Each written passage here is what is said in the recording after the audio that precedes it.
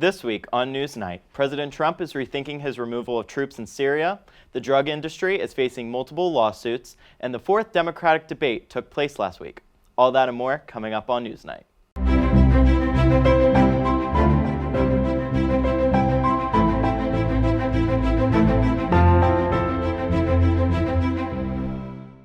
Good evening, I'm Frank Smith. President Trump, while planning on removing troops in Syria, appears to be leaning in favor of new Pentagon Plan. A Pentagon's plan is keeping roughly 300 American troops stationed in Syria. According to the New York Times, a senior administration official said if Mr. Trump approves the proposal to leave a couple of hundred special operation forces in eastern Syria, it would mark the second time in 10 months that he has reversed his order to pull out nearly all American troops from the country. Trump has received criticism from both Democrat and Republican military commanders for efforts to pull out of Syria. This military pullout of troops in Syria has been found to be the second policy reversal, but White House officials claim the original withdrawal was to save lives. Trump expressed his thoughts via Twitter, stating, "It is time for us to get out of these ridiculous, endless wars, many of them trivial, and bring our soldiers home. We will fight where it is to our benefit and only fight to win. Turkey, Europe, Syria, Iran, Iraq, Russia, and the Kurds will now have to." The drug industry is faced with more than 2,000 lawsuits brought by state and local governments seeking to hold it accountable. According to CBS News, opioids have been linked to more than 400,000 deaths in the U.S. over the past 2 decades.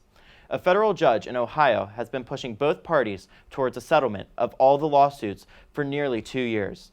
The nation's opioid crisis followed the nation's 3 top drug distributors and a major drug maker reaching a settlement within 2 Ohio counties. The reached settlement resulted in the closely watched trial being brought to a stop.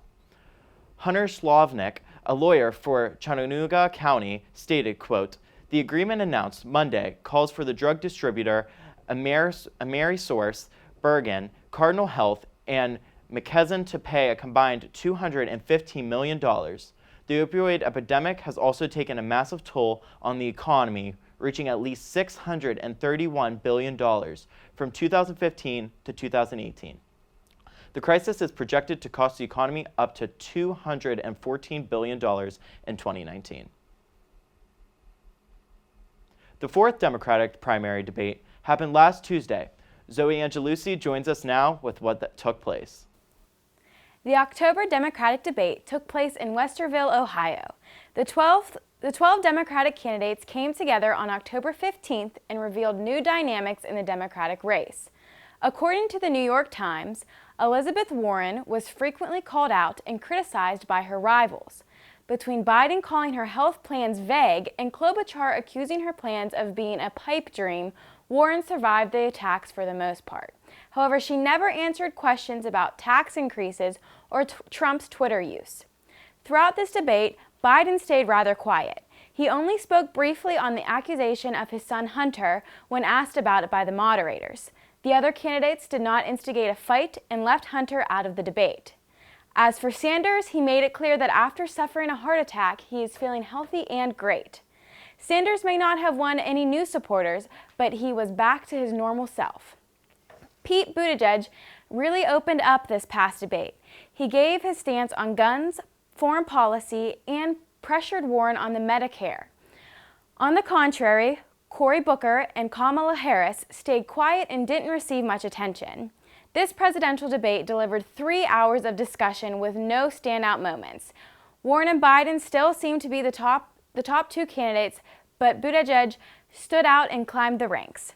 The next Democratic debate will take place on November 20th, likely in Atlanta, Georgia.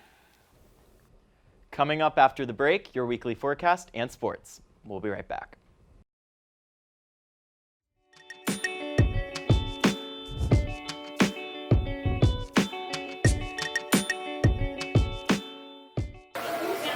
Go. Go to our new website, uview.plainpark.edu.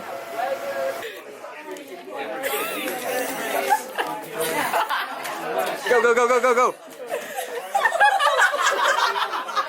Join UView and find your herd. Join EOP And 3, 2, join EOP! I was just saying, grab them now, or else I can. Yeah.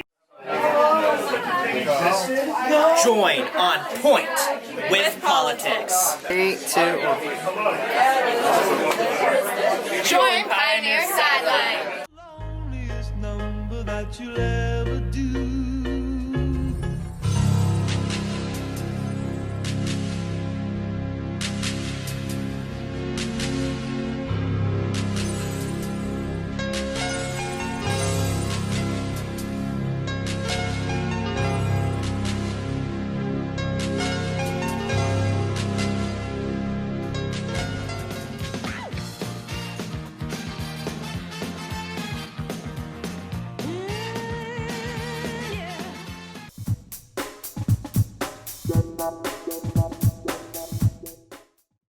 We have fall-like temperatures coming up over the next few days. Maddie Gillespie joins us at the desk with this week's forecast. Thanks, Frank. There will be some showers throughout the day on Tuesday with a high of 63 and a low of 45. Wednesday will be sunny with a high of 59 and a low of 44. Then Thursday will be mostly sunny with a high of 67 and a low of 45. Friday will be cloudy with a high of 57 and a low of 37, so you definitely want to break out those sweaters for Friday. It'll be pretty chilly. Saturday will be partly cloudy with a high of 57 and a low of 39. Moving into Sunday, there will be some showers in the evening with a high of 60 and a low of 50. Monday, there will be a high of 63 and a low of 47, with some showers continuing over from Sunday evening into Monday morning. And that's your forecast for this week. I'm Maddie Gillespie. The MLB World Series begins this week. The NFL is reaching the halfway point, and basketball season is just around the corner. Colton Tobias joins us for this week's sports update. Colton? Thanks, Frank. Well, after 7 months of baseball, the World Series is finally set, as the Houston Astros will take on the Washington Nationals for baseball's highest prize. The Nationals got to this point by sweeping the St. Louis Cardinals in the NLCS, and the Astros defeated the New York Yankees in 6 games in the ALCS, after former American League MVP Jose Altuve hit a walk-off home run in the 10th inning of Game 6. With the Yankees' loss, this will be the first decade since the 1910s we will not see them play in a World Series. Game 1 is tomorrow night in Houston. And the 2019-2020 NFL season is almost at the halfway mark, as Week 7 is about to wrap up tonight with the Jets and Patriots on Monday Night Football. But perhaps the biggest storyline for this week is last year's league MVP Patrick Mahomes of the Kansas City Chiefs, as he was forced to exit a Thursday night game after he injured his knee on a quarterback sneak. According to ESPN, Mahomes is only expected to miss at least 3 games, as his MRI came back as best-case scenario. Chiefs backup quarterback Matt Moore is expected to start until Mahomes' return, and Kansas will be able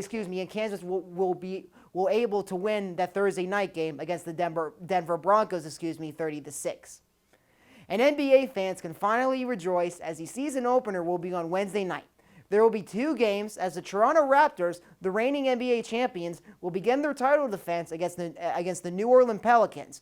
Then LeBron James and the Los Angeles Lakers will take on in-city rival the Los Angeles Clippers with their 2 marquee free agents they signed in the offseason, in Paul George and Kawhi Leonard. The Lakers are also coming off a big offseason as well, as they were able to land Anthony Davis from New Orleans in a blockbuster trade. That's all for sports. I'm Colton Tobias. Thanks, Colton. That's your news for tonight. For all of us here at NewsNight, I'm Frank Smith. Thanks for watching, and good night.